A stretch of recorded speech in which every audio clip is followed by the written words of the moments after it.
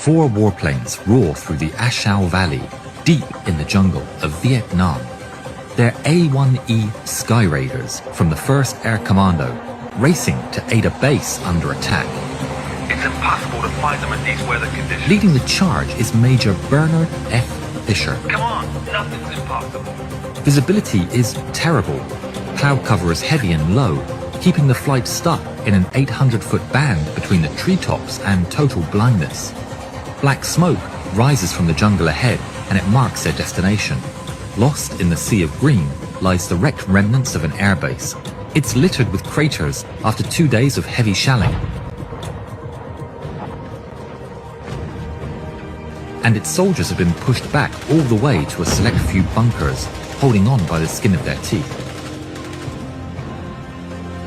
It's a desperate last stand as they await rescue. But such rescue isn't imminent. The 1st Air Commando is here to help them and hold. The 4 planes fly over the base for the first time that day and are instantly greeted by heavy small arms fire. One of the 4 planes is almost instantly struck square on the windshield.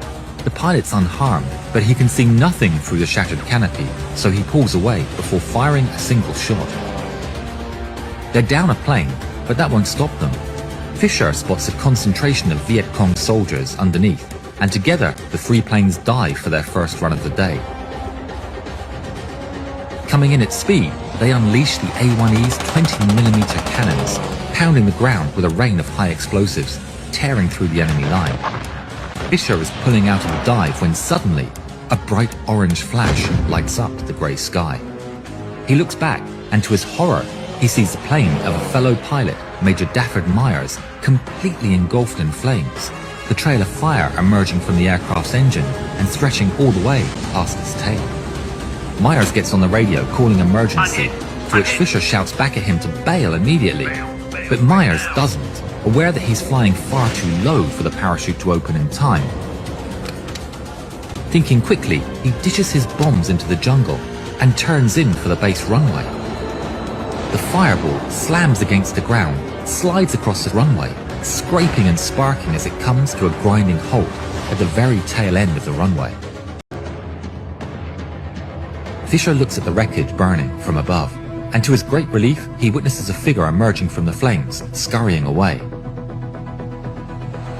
He overflies the scene of the crash and spots his fallen comrade lying down in a drainage ditch. Myers waves at him as he flies past, confirming he's okay, but Fisher knows he's far from safe. The runway is firmly in the Viet Cong's hands. It's surrounded on all sides by enemy forces. Fisher radios their base, informing them of the crash landing, and requests an immediate rescue. Man down. We need a copter. But the reply is disheartening. We'll have one for you in 20 minutes. Okay, I'm right back on your With all stick. his might, Fisher desperately balances defending both Myers and the base soldiers. He's in constant communication with the 2nd A-1E, relaying enemy contacts and coordinating the desperate defense. They strafe advancing enemy formations relentlessly and drop their heavy bombs on the most important positions.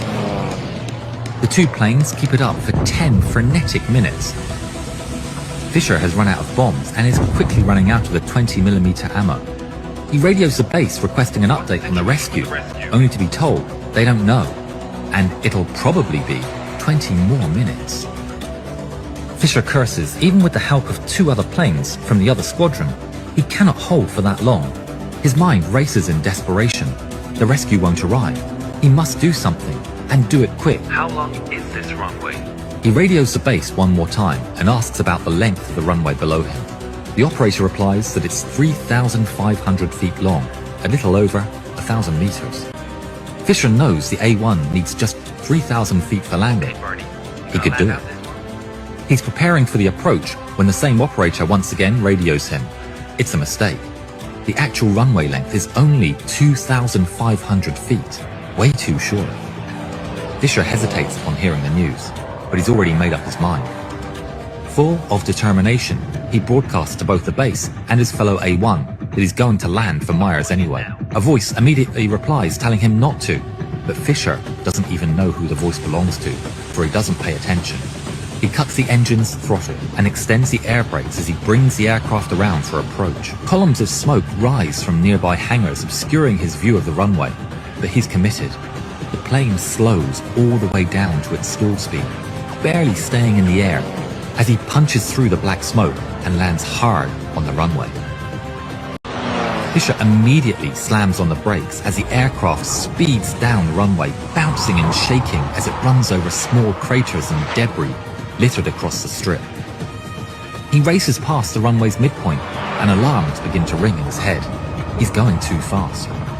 The end of the runway is coming in quick, and there's nothing more he can do.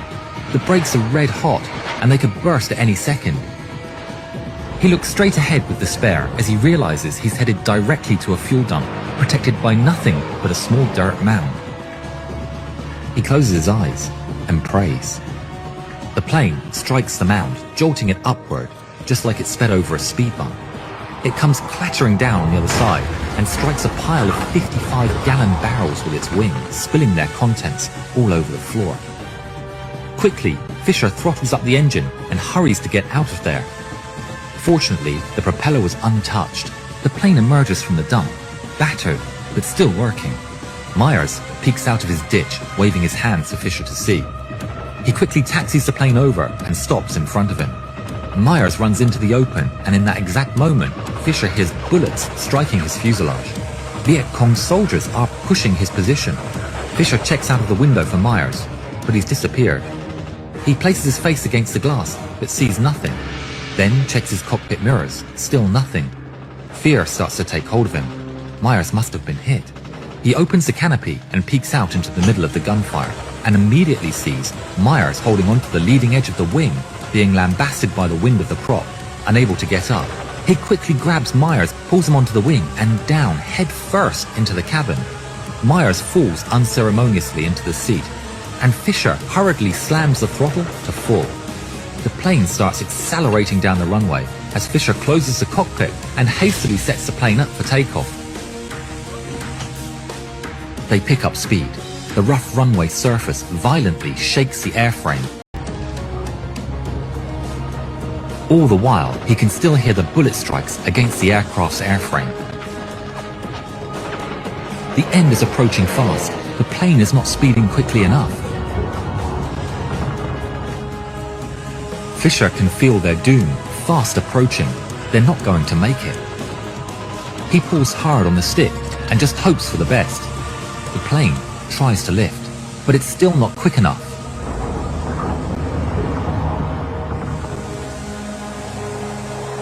Extremely slowly and lazily, the machine begins to rotate. And on the very last feet of runway, the plane miraculously takes off into the sky.